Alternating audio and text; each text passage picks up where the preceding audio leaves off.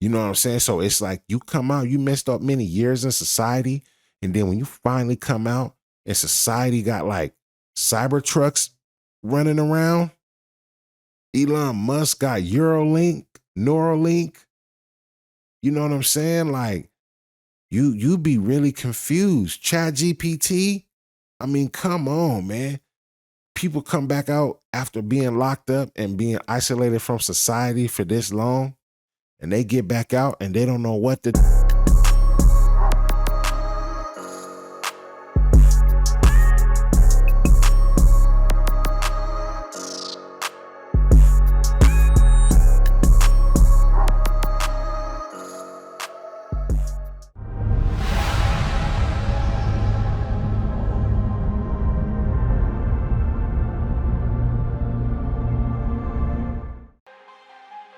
What's cracking, YouTube? And how's everyone doing? This is the Unchained podcast, and I am Cano 3, your host and guide through these streets. Let me take you on a journey. So grab you a cup, grab you something to eat as I take you on a ride through these vicious streets. Buckle up. Hit that like, comment, and subscribe to your boy channel to let me know you mess with me. Now check this out. This ain't gonna be like one of my traditional stories or anything like that. Today I want to reflect on how being locked up for 8 years plus of my life affected me in my social life when I got back into the community. So this particular story that I want to tell you guys about is about the first time I had paroled back out. Now I did 2 prison sentences and 1 county sentence. You know what I'm saying? Actually 3 county sentences, because prior to my 2 prison sentence, I was in the county prior. But I done time in the county once and 2 times prison stint. This is my first prison stint and I'm getting out. So now you gotta understand, I'm coming from my first prison stint. It was going up. It was riots everywhere. It was right when the big riot in Cano had happened. Donovan was still a good yard. It was still, right now it's an all bad yard. But at this time, Donovan was still a good yard. It's when Donovan was going up with the blacks and the white boys. Cano was going up with the blacks and the Mexicans. Corcoran was cracking with all of that stuff that was going on over there.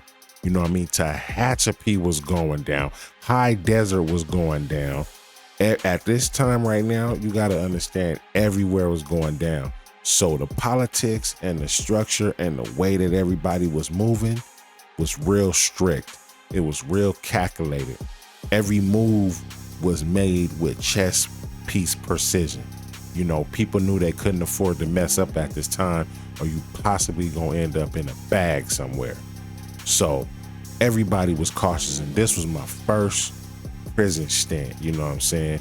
This the same prison stint when I got in and the CO told me, if you don't got a thing on you, go get one right now. You know what I mean? So it was that serious. I was there. I was in prison for like 2 weeks, and we was on lockdown when I got there, and then they finally got let off lockdown, and then a busing happened on the yard. Somebody got bust on, and we went right back on lockdown. You know what I mean?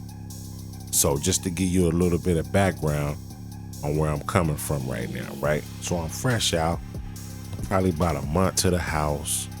I done found me a little job, a little gig, everything going cool. My old lady had a car for me when I got out. We had a spot, you know what I'm saying? We was all good, me, her, all the kids. So the city that we was living in, they do every year, even before I even got locked up, every year they do this little carnival thing, right? They set up this big old carnival, bring out the animals, all the rides, all the games, you know what I'm saying? And the whole community pop out and we go do our thing. So we, as a family, we all decide to go, you know what I'm saying? Me, my baby mama, my daughter, you know what I'm saying? This the first time I'm taking my daughter to a carnival. and my sons, you know what I'm saying? So we all gather up, we all get on, you know what I'm saying? We go to the little spot, and we get in, we get tickets, we get our tickets and everything. We going on the rides. Everybody having fun. I'm going through the little scary house with my daughter, the mirror house, you know what I'm saying? I got my sons on the little the Ferris wheel. We riding the little rides, the Gravitron, you know, the Gravitron, that was my favorite little thing, you know what I'm saying? So we all on the Gravitron doing our thing. And so you gotta, okay, so where I'm from, right? It's predominantly Mexican. I'll say where I'm from is probably, I would give it 90% Mexican. You know what I'm saying? I live in a Hispanic community. I live amongst Mexicans, you know what I'm saying? And so we're, like I always tell you, we are severely outnumbered here. So when I'm at the carnival, you know, of course, it's going to be Hispanics, it's going to be Mexicans at the carnival, right? But you got to understand where I'm coming from. I'm coming from a spot right now to where we was just basically warring with them. So I don't even notice that I'm still institutionalized. I don't even at this time know what institutionalized means. But I find myself at the carnival like putting my back up against the wall, and you know, and it's just my instincts. I don't even really recognize what's going on, but I keep, you know, I'm watching everything because it's an abundance of Hispanics around me. You got to understand, it's not that I ain't tripping, but I'm inside, I'm panicking because it's a lot of them around me, and I'm not used to having people walk behind me, walk near me, you know, greet me with greetings. I'm like, what is this? You know what I'm saying? Excuse me. So I notice a couple, like, you know what I'm saying? I mean, you know, I notice a couple Southsiders. I notice a couple essays. And so now they just behind me with their family and their kids trying to get in the ride, just like I'm trying to do with my daughter. But my mind so institutionalized, it goes to, why is they standing behind me? Like, is they fighting or what? Why is they standing behind me? Don't they know they can't stand behind me? Like, why is these fools standing behind me? So now I'm watching them, you know what I'm saying? I'm watching them intently, because I'm trying to figure out why they standing behind me. At the time, my mind ain't even registering that we all just getting in a line with our kids and trying to go on this ride. You see, I done been locked up at this point for so long, and I've been out in society for such a little time that anytime I see a Hispanic or anytime I see a Southsider looking character, I'm on the defense. I'm already just watching them. I'm already cautious. I'm already trying to see what angle they coming from. You know what I mean? So me and my daughter, we go and get on the ride. You know what I'm saying? We do our little thing on the ride. While we on the ride, I'm just watching them. Now, they not paying me no attention. They not staring at me. They not making no gestures. They not acting like they want no problems. But I'm super paranoid. And I'm on the ride with my daughter, and I'm just watching the little teacup type of ride. And I'm just watching them every time I come around. Every time I come around, I got my eyes on them, like what they got going on. But they're not paying me no attention. So we get off the little ride, you know what I'm saying? Man, we jet off. And then we go to like this little, it wasn't a ride, it was more like a maze, you go in and it's a bunch of, like, you can go this way, you go the wrong way, or you get out this way. It's like a little maze type thing, you know what I'm saying? So me and my daughter go do the maze. Bam, you know what I'm saying? We getting up into the maze. When I look down, we in the maze, and I look who coming next. It's the same group of vatos. So now I'm really like, nah, they following me. I'm like, nah, they following me. In my head, I'm thinking that they follow me and they coming for the hit. So I'm like, nah, they know I'm in my head, I'm thinking like, they know I was getting cracking in the pen against they homies and they coming to get me. This is what I'm thinking in my head.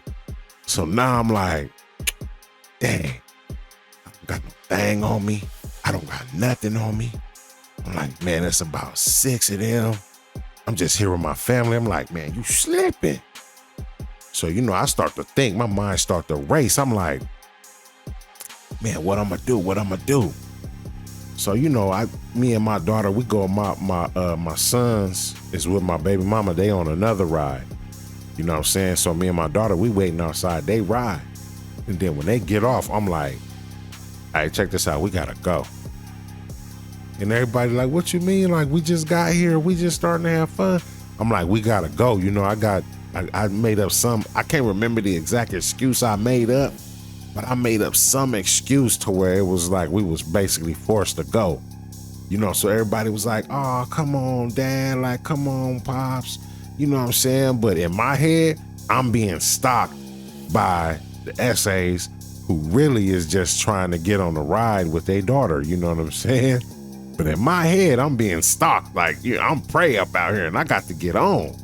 So, you know what I'm saying? I make up some crazy excuse and me and the family end up taking off and going back to the crib. You know what I'm saying? So I really just wanted to tell this because I wanted to touch on, I want people, you might know some people that's locked up. You might know some people that done some time and you might be like, man, he really weird. He don't like to go nowhere. He don't like to be outside in public. When it's large crowds, you can count him out like he not coming. You know what I'm saying? And I just want to let people know that might not know, you need to have understanding for that dude because you got to understand where he just came from, man. And when you come from a place as structured, even though people think, oh, prison is just chaos, it's crazy. It's very structured. It's very structured. You're giving rules and these rules are gonna be followed. There ain't no not following these rules. When they tell you don't walk over here in this certain area behind these people, you don't do that. And you do that every day and you do that for years. So it's drilled in your head, and some people like how I am right now, I'm integrated back into the streets. I'm fine, I'm perfect. I'll be out in groups, I can be out at concerts, I can be out everywhere. But when I first got out, like, you couldn't take me nowhere. I didn't trust nobody. I didn't want nobody whispering. I didn't want nobody, like, a bunch of different things, man. And at the time, you don't realize, are you doing this because you institutionalized and you came out here back to society with no type of rehabilitation except for, I did a couple things, but it's not enough to get you back in society to where when you first hit grounds, you can function. It's a rare thing. That's why the revolving door is so vicious because, you're not really getting rehabilitated. You really just getting thrown in a lion's den and you better survive. You know what I'm saying? You better survive. And sometimes you don't even have a choice of what you do. You know what I'm saying? So when you come back out to society, you're so strict. It's almost like you've been under a military program.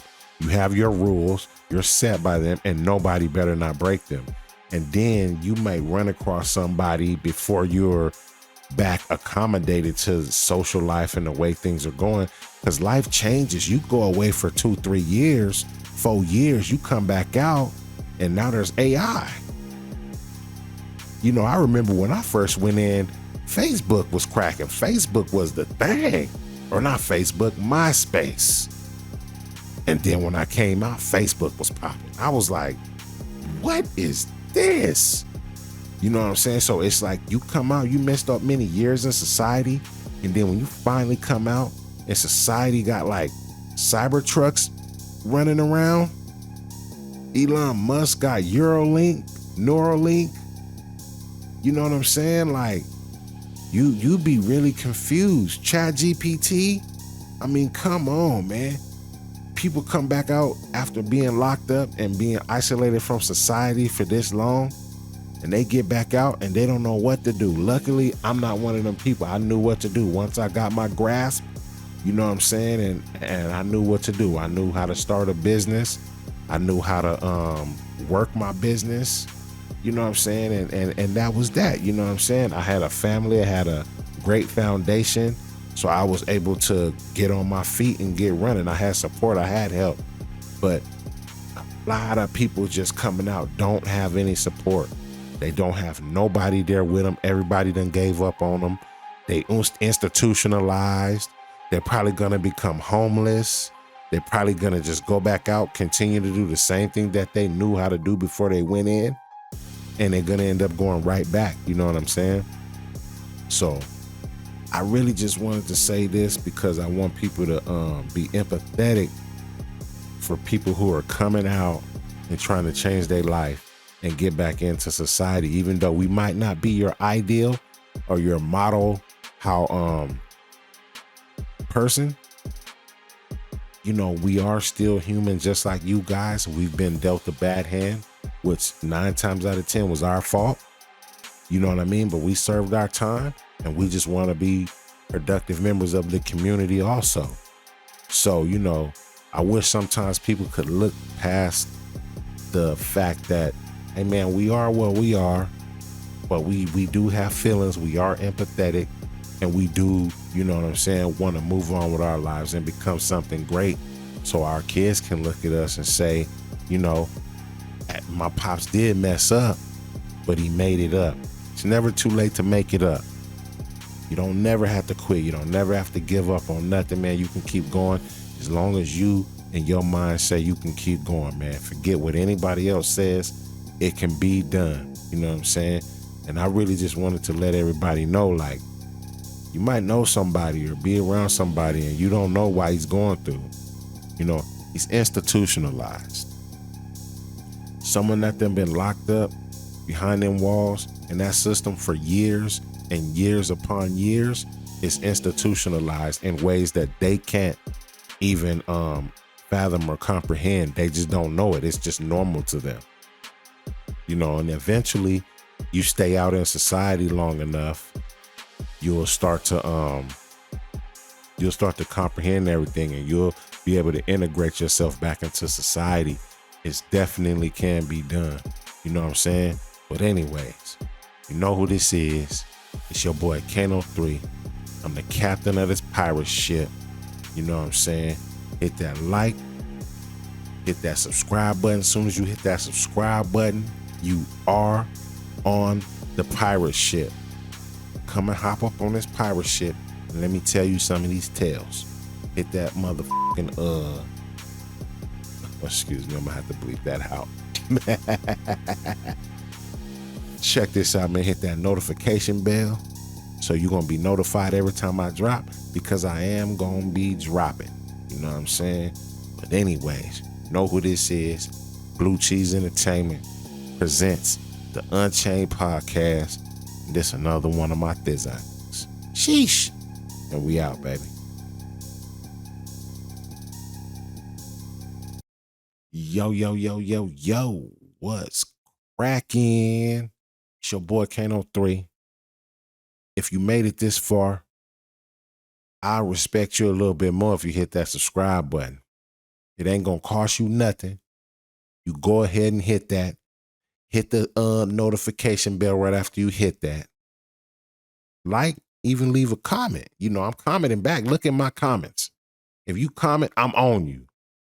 You already know. It's Blue Cheese Entertainment. It's your boy Cano 3. It's the captain of the ship. And I need some more pirates to go ahead and join my crew. So if you've been here this long, hit that subscribe button and join this pirate crew, and let's get cracking. And do one more thing for your boy, right? If you like this comment, I'd like you to check out this video right here. It's another one of my exciting stories, and you know how I do. Let's get it.